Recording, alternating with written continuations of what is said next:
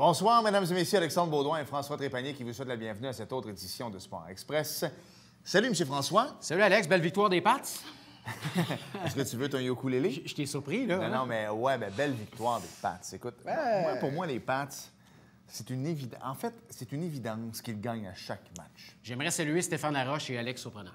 Exact. Ouais. On s'en reparle au mois de février. On s'en parlera. Parce que j'ai l'impression que c'est pas une équipe... Ils vont se rendre probablement encore, là, parce que l'association américaine est plus forte que l'association nationale, mais je trouve qu'elle est plus faible, donc ils vont se rendre. Ouais, là. le bon vieux Tom est encore...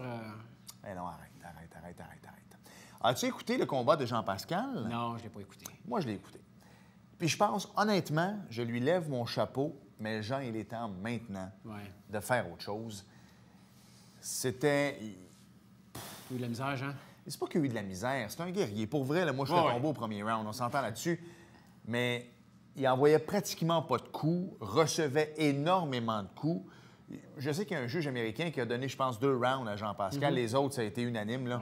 12-0, 12-0. Moi, c'était sans équivoque. Non, je pense que là... Moi, j'ai regardé, Alex, le gala de Eye of the Tiger Management sur TVA Sport. C'est de la chair à canon, c'est ridicule, là. C'est des Mexicains encore? Eh oui. J'ai jamais vu ça. Il montrait à TVA Sport. Il y en a un, qu'est-ce qu'il y a? Les uppercuts, t'as vu? 5 uppercuts pour se terminer. Il reste une minute totale ou une minute juste totale? Alors, c'est ça, 5 uppercuts. On a un invité de marque. C'est ça, exactement. Allons-y, droit au but. Voilà, donc Gilbert Delorme va venir passer les 23 prochaines minutes. C'est pas ça qu'on a plus le temps de parler parce que on a pris tout notre temps, mais quand on a Gilbert, on n'a pas le choix de parler. Non. Donc, voilà. À tout seigneur, tout honneur. Gilbert Delorme.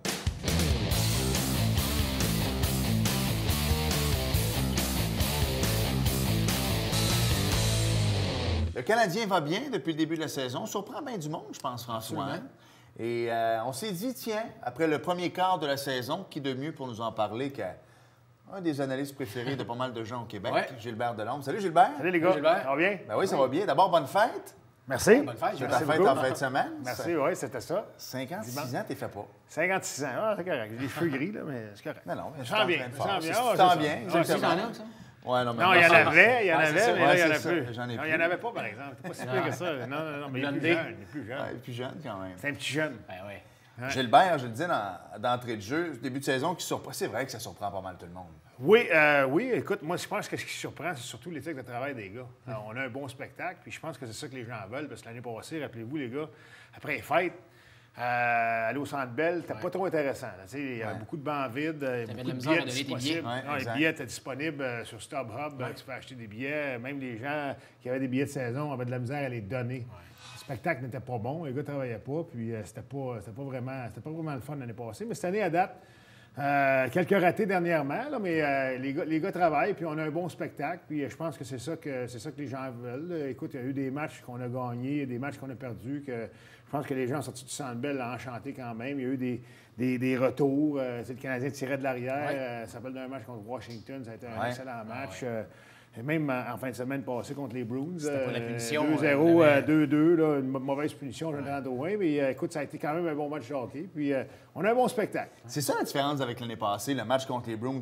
Moi, j'étais fâché. Mais en même temps, on a tellement eu un bon match que c'était comme, au moins, on s'est amusé. Le match était bon, c'était intense. Oui, ça nous rappelait des anciens matchs contre les Canadiens et Bruins dans le temps de Cam Neely puis ces gars-là. Là. Puis écoute, ça brossait. Écoute, John Cordick et Jay Miller et compagnie. Puis même dans mes années à moi et avant, Stan Jonathan puis Wayne Cashman puis ces gars-là. Donc, il y a toujours une rivalité. Un samedi soir, Canadien et Bruins, c'est quelque chose de spécial.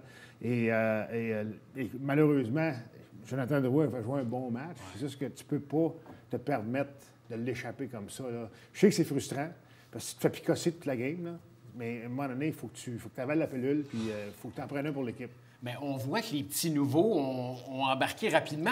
Si on regarde Max Domi... Max Domi va très bien. Max Domi va très bien. Écoute, même Charles Ludon, dans des matchs contre les Bruins, il a eu 13 mises en échec, je pense, qu'il était partout sur la glace. Encore une fois, on a un point d'interrogation. On ne devrait pas avoir un point d'interrogation dans le filet, mais on a un point d'interrogation dans le filet, puis on a un gros point d'interrogation en défense. Le retour de chez Weber, ça va aider énormément. Qui va jouer avec? Schlemko. Non, moi, je ne suis pas un fan de Schlemko.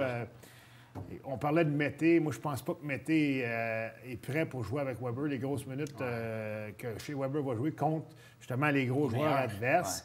On peut y aller peut-être par comité avec Riley, Mété, peut-être une fois de temps en temps, si Schlemko joue, peut-être Schlemko ou Jody Ben. Mais sincèrement, moi, mon choix, ça serait Riley, là, puis Schlemko, ça serait dans les estrades. Crois-tu que Marc Bergevin travaille sur quelque chose? Bien, qu'il travaille sur quelque chose. Pour la défensive, on le souhaite, mais à ce temps-ci de l'année, les clubs... regarde le classement, c'est quand même assez serré. Là, partout, même les clubs qui sont sortis des séries ne sont pas sortis des séries. Là, même si tu regardes les Coyotes de l'Arizona qui ont connu une saison misérable l'année passée, ils se maintiennent. S'ils passent une lancée de 4-5 victoires, ils peuvent remonter dans le portrait. Donc, il n'y a pas personne vraiment de sortie des séries. Donc, avant de faire des gros moves, les gérants généraux vont y penser. Puis, tu peux avoir un gars, là, comme le Canadien laisse Carl Osner au balotage. Des gars comme ça, tu peux les ramasser, mais c'est pas des gars qui vont avoir vraiment un impact sur ton club. Là. Puis, en même temps, il faut faire attention. Là, à date, tout sourit là, pour Marc Bergevin, on va se le dire, parce que je suis allé à la pratique du Canadien lundi. Je parlais avec John Lou, l'analyste de TSN. Puis ça qu'on disait, en ce moment, Tatar va très, très bien. Mais dans le fond, c'était même pas lui l'échange, on s'entend. Il était garoché dans l'échange parce qu'en réalité, Marc Bergevin voulait Nick Suzuki. Exactement. Et là, Nick Suzuki risque d'être en bas, lui, il va être un élément hyper important pour le Canada. J'ai l'impression. Là, je pense que les gens de Montréal, on va le connaître dans un mois, là, au championnat du monde de hockey junior. Qu'est-ce qui va arriver après? On le sait pas, mais je pense que le gars... Écoute, vite, là, tu vas avoir Suzuki qui devrait dominer avec le Canada. Aux États-Unis, tu vas avoir Ryan Peeling qui va être le premier centre de Team USA. Dans les buts, Caden Primo. Faut pas l'oublier, lui, là. Quelqu'un avait dit, prends-les, je pense que le chum de Marc Bergevin, c'était Keith Primo. Il dit, je vais le prendre en 7e ronde. Niemi est contre cette année. Après ça, il peut se passer n'importe quoi. Olofsson avec la Suède au prochain championnat du monde. Kotkaniemi, s'il n'était pas à Montréal, serait le premier centre de la Finlande. Il faut être patient, ça s'en vient, là. Oui, j'ai hâte de voir Peeling, parce qu'on parle beaucoup de Peeling, mais on ne l'a jamais vu qu'en entraînement. Moi, ça t'en parles souvent en 91. Ça me tracasse un petit peu, parce que moi, j'aurais aimé ça au moins le voir là, dans des matchs contre des joueurs de la Ligue nationale, voir quel bois il chauffe, mais apparemment qu'il est correct. Moi, j'ai vu des films de lui. Écoute, en tout cas, on verra, mais moi, je trouve que son patin, est-ce qu'il y a le patin pour un gars de la Ligue nationale qui va être dominant? Je ne suis pas sûr de ça, mais on verra. On verra. Écoute, on va laisser le bénéfice du doute, mais non, l'avenir semble beau là, semble belle pour le Canadien. Puis, écoute, Kotkaniemi va bien. T'as Philippe Danault qui est là. T'attendais-tu à ce qu'il commence l'année à Montréal, Gilbert? Moi, je l'ai vu progresser de match en match là, au camp d'entraînement, au camp de perfectionnement. Il était bien ordinaire. Après ça, à chaque fois qu'il embarquait sur la glace, c'était de mieux en mieux. Puis, je pense que c'est le meilleur moyen de le développer, c'est ça. Puis, je pense que Claude Julien l'utilise très, très bien. Il a fait une gaffe dans les matchs la semaine passée contre les Bruins samedi soir. Mais il l'a pas puni, Claude. Ben non, mais ça arrive à tout le monde. Ça arrive à tout le monde. Il va apprendre. T'es le dernier en arrière, tu peux pas jouer avec la rondelle comme ça. Puis Bacchus, c'est quand même un vétéran. C'est un gars qui est intelligent. Et tu sais, il y a eu un bon tir marqué sur Carey Price. Mais c'est dans ce temps-là que tu veux ton gardien de but te sauve les fesses. Puis, sincèrement, ça arrive rapidement sur ce but-là. Ça arrive pas souvent depuis le début de la saison que Carey Price sauve les faufounes de ses joueurs en avant quand les gars font des erreurs. Puis Kotkaniemi, il a 18 ans, il est gros de même. On voit à l'écran présentement, merci à Dédé, le premier but en carrière de Mario Lemieux. Je ne veux pas comparer les deux, mais ce que je veux dire, c'est que Mario était grand slack. Regarde, tu as joué avec, pas le plus beau coup de patin au monde. Là. Je veux dire, écoute, mais il y avait un coup de patin qui était... pas dire décevant, mais... On dirait qu'il pouvait tomber. Non, mais sa vitesse à Mario, c'était... on ne pensait pas qu'il était rapide, parce que c'était un gars de 6 pieds 4. Mais il était quand même assez rapide. Puis quand il y avait une enjambée sur toi, puis c'était un gars qui était assez fort, t'étais fait. Là. Puis on l'a vu, ça, c'est Raymond Bourque. Oui, exact. C'est pas le dernier venu, là, Raymond Bourque. Là, en 84, il avait quand même 5-6 années derrière la cravate, déjà dans la Ligue nationale, puis il était un des meilleurs défenseurs. Il l'a complètement ridiculisé, son premier chiffre. Pas son première présence à la glace. Donc, non, mais Mario, c'est un talent. Je pense pas que Kotkaniemi vienne non, c'est ça, mais Mario moi, je parle au niveau de... Tu sais, des fois, les gens disent il a l'impression de toujours vouloir tomber, mais c'est la grandeur un peu. Mais moi, je trouve que dans le trafic, moi, je pense que c'est sa force, les gars. Dans le trafic, là, il se débarrasse jamais de la rondelle pour rien. S'il se débarrasse de la rondelle, c'est pour donner la rondelle à son coéquipier. C'est bien, bien rare qu'il va faire une mauvaise passe. C'est sûr que j'ai fait enlever la rondelle là, contre Bacchus samedi passé. J'ai des choses qui arrivent. Mais normalement, dans le trafic, il va se tenir la tête haute, il va repérer un de ses joueurs, puis il donne la rondelle à un de ses joueurs. C'est bien rare qu'il donne la rondelle à l'adversaire. Je sais que tu as une question pour Gilbert, mais juste revenir sur Mario, 30 secondes, tu as joué avec.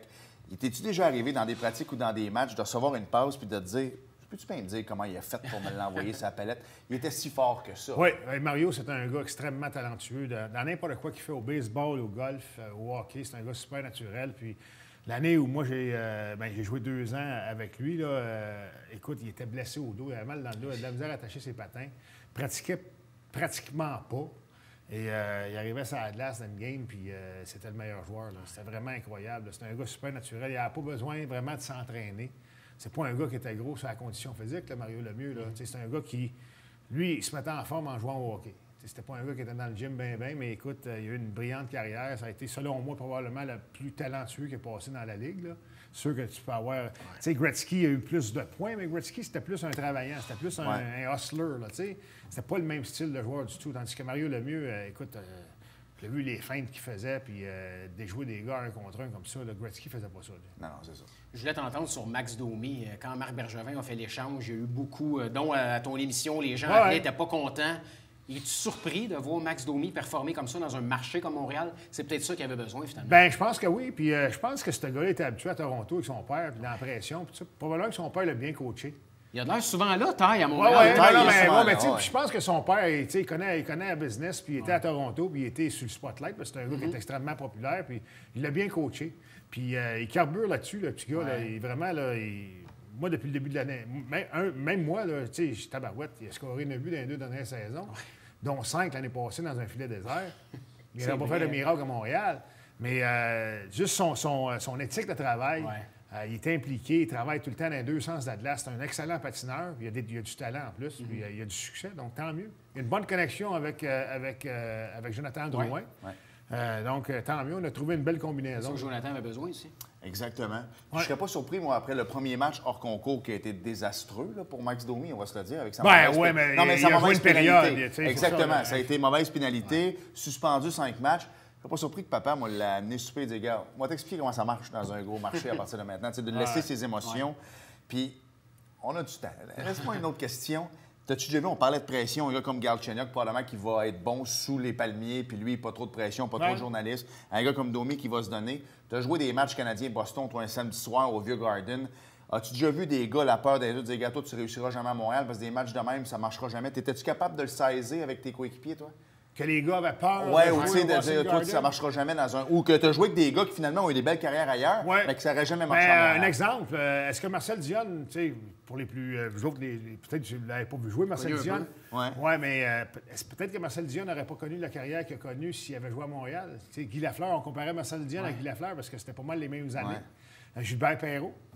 Gilbert Perreault a connu une brillante carrière avec les Sables de Buffalo, mais c'est pas pareil. Tu sais, sous la loupe, sous les microscopes à tous les soirs, puis tout ça, puis tu peux pas sortir, tu peux pas aller à l'épicerie sans que les gens le sachent. C'est pas pareil. C'est pas pareil, mais tu sais, de là à dire que j'ai joué avec des joueurs, je sais pas. J'ai joué avec Steve Eiserman, moi je pense que ça a été le joueur avec qui j'ai joué, probablement un des meilleurs two-way players de la Ligue. Moi, je pense qu'il aurait eu du succès pas mal partout, ce gars-là, parce que son éthique de travail et tout ça. Écoute, si tu regardes des gars, peut-être des gars plus comme Rob Brown dans le temps, puis Warren Young, ces gars-là, probablement qui n'auraient pas eu du succès, le succès qu'ils ont eu s'ils avaient joué à Montréal, parce que, de un, ils ont joué avec le mieux, ça aide beaucoup. Brown, tu as joué avec Mario. C'est ça. Puis tu regardes des gars qui ont joué dans des petits marchés, tu sais, un gars comme Pierre Larouche, c'est encore, ça fait longtemps, là, ça, Pierre Larouche. Mais Pierre Larouche a scoré 50 buts à Montréal aussi, là. Ouais. Donc, les gars sont capables de s'adapter. Puis moi, tu sais, de la pression, il y en a partout, les gars, là. Parce que, de un, ils sont payés un gros salaire. Puis c'est pas des câbles, là, les dirigeants des autres clubs. C'est pas qu'à Montréal qu'on connaît le hockey, là. Non, c'est ça. Tu sais, le gars de Phoenix connaît le hockey, puis le gars de Los Angeles connaît le hockey. Puis ils donneront pas des millions à des gars si le gars se pogne là derrière. Ils vont dire, écoute bien, là, ça marche plus ton affaire, là. Fait qu'il y a de la pression. De la pression de bien performer partout, tu sais. Exactement. Ça sera peut-être pas autant dans les journaux, mais ces gars-là se mettent une pression. Non, c'est ça. Mais tu sais, New York, c'est un gros marché. New York, c'est un gros marché. Toronto, c'est un gros marché. Chicago, c'est un gros marché aussi. Tu sais, Los Angeles, c'est rendu un gros marché depuis Wayne Gretzky. Donc, il y a de la pression partout, les gars, là. On va s'arrêter. Toujours passionnant de parler du Canadien et de hockey. Et au retour, on poursuit sur ce bon début de saison 2018-2019 des Canadiens de Montréal avec Gilbert Delorme.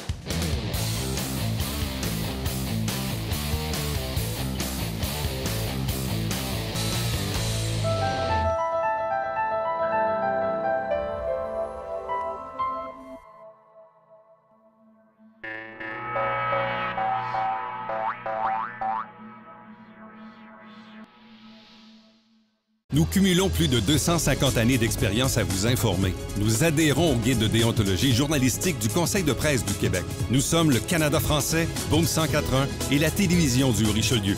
Vos médias de confiance. Restez informés avec nous.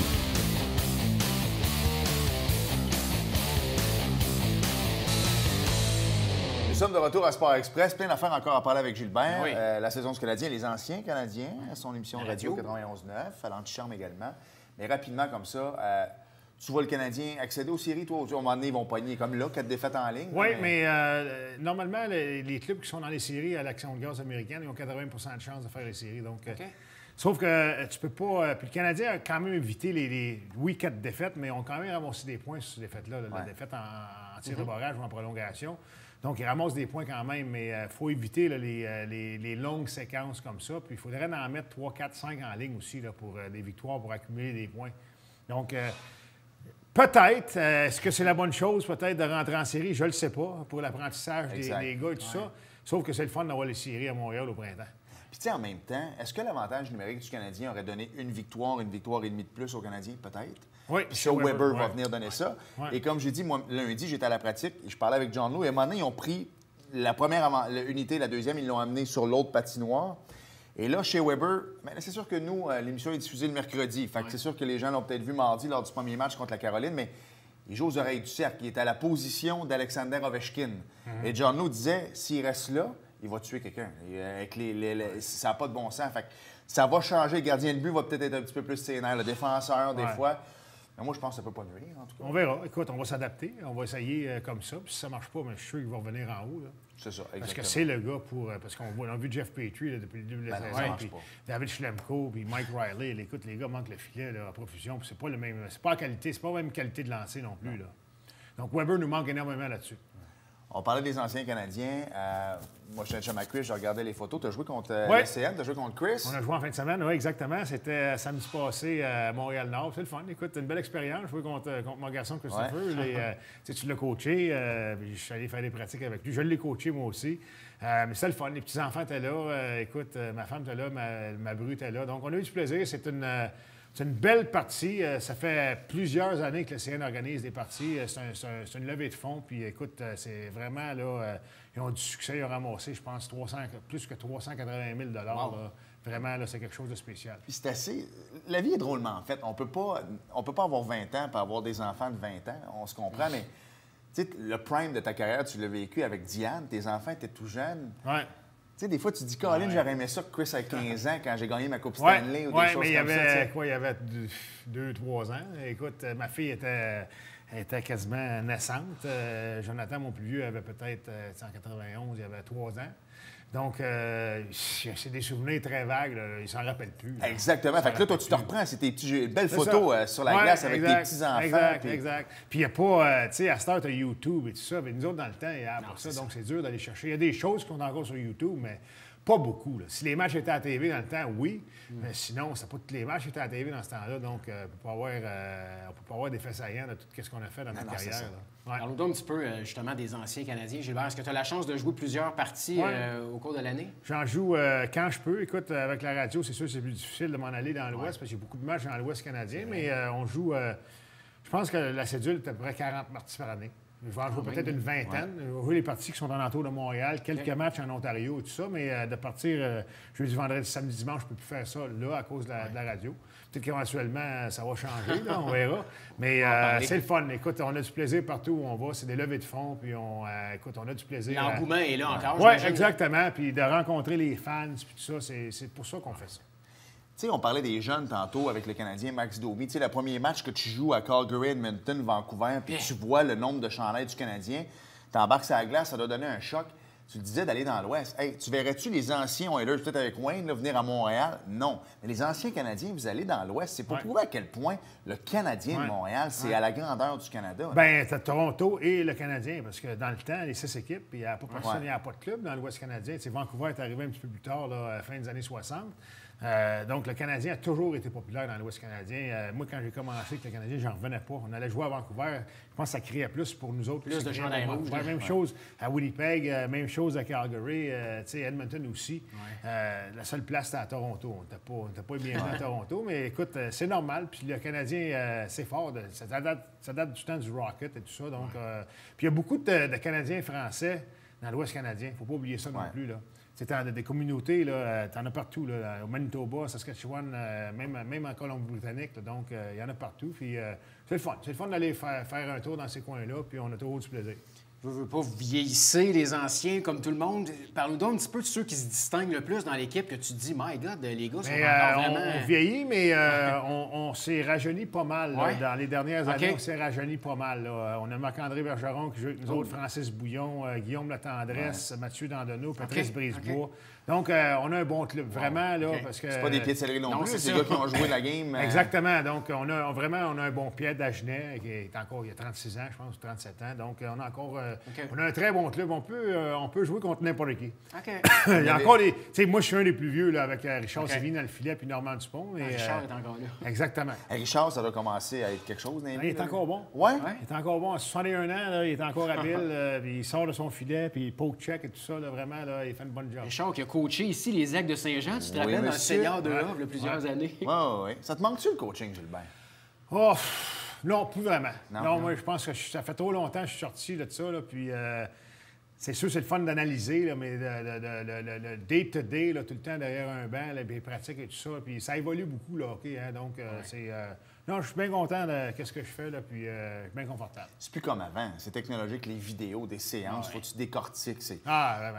Les statistiques avancées. Oui, mais t'as quelqu'un, à cette heure, avec l'électronique, avec les CD et tout ça, c'est plus les anciens tapes, puis tu coupais, puis tu rewindais, puis c'est pareil, là, tu sais, puis en plus, t'as des responsables de vidéo, fait que tu lui demandes, sors-moi une séquence de...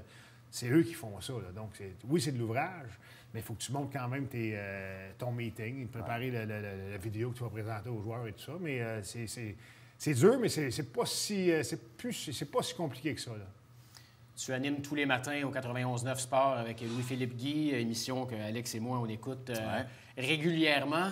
On a appris des mauvaises nouvelles, TVA Sport, que peut-être la station deviendrait station musicale. Comment vous avez accueilli ça à l'interne? Bien, écoute, c'est une décision d'affaires. Ça a été vendu. Là, il faut que ça soit approuvé par le CRTC. Donc, on verra ce qui va arriver. Pour l'instant, on continue d'aller travailler. C'est sûr que c'est plus difficile quand tu travailles... dans l'incertitude. Dans l'incertitude, tu ne sais pas ce qui va arriver dans 3 mois, dans 4 mois, dans 5 mois. Tu sais, on va-tu revenir l'année prochaine? On ne le sait pas. Il y en a sûrement qui vont venir parce que les gars sont capables de faire de la technique et tout ça. Mais des gars de sport comme moi, oublie ça, je n'irai pas... DJ Gilbert? J'irai pas faire tourner... Non, j'irai pas faire tourner des disques. Il n'y a pas de danger. Donc, mais qu'est-ce que tu veux qu'on fasse? C'est une décision d'affaires. Il faut comprendre ça. Puis écoute, on va...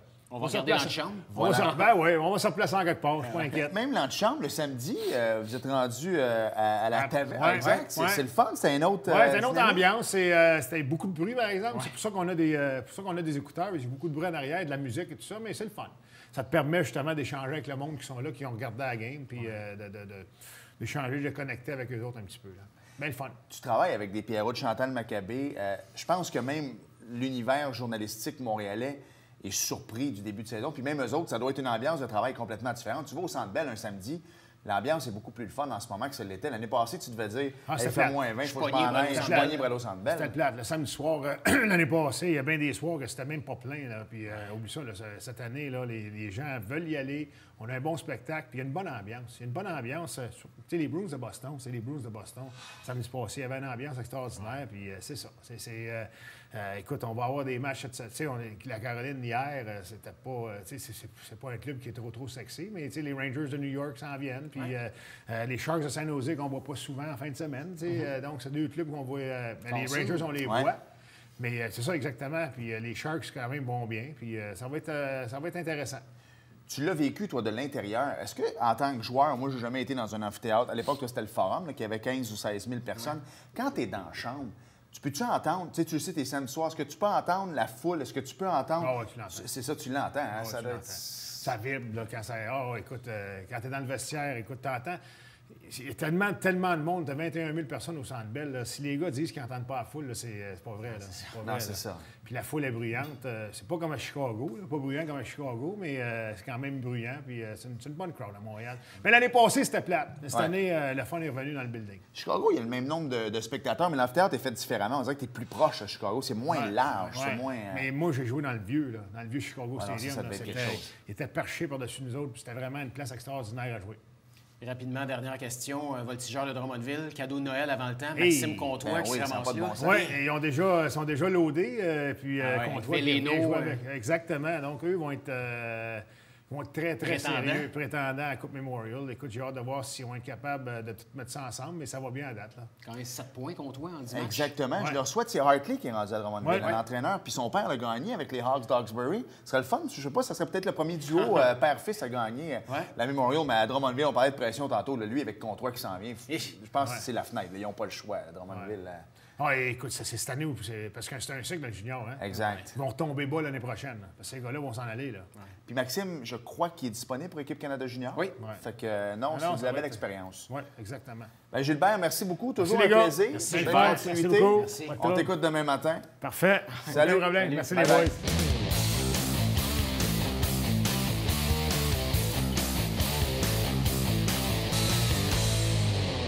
François, il n'y a pas de NASCAR cette semaine.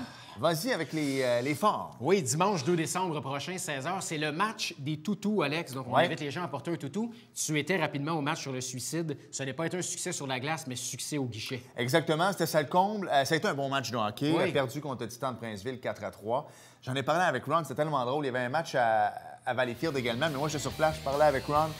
Salut Ron, bonne fin de soirée. Et finalement, j'ai oublié de parler du match des Braves à la radio, mais ça a été un bon succès. Salut Ron, c'est le temps de dire. Voilà. Merci François. Merci Alex. Merci à vous d'avoir été là. Il n'y a pas de NASCAR, fait que je garoche rien. Et à la semaine prochaine. Salut. Bye bye.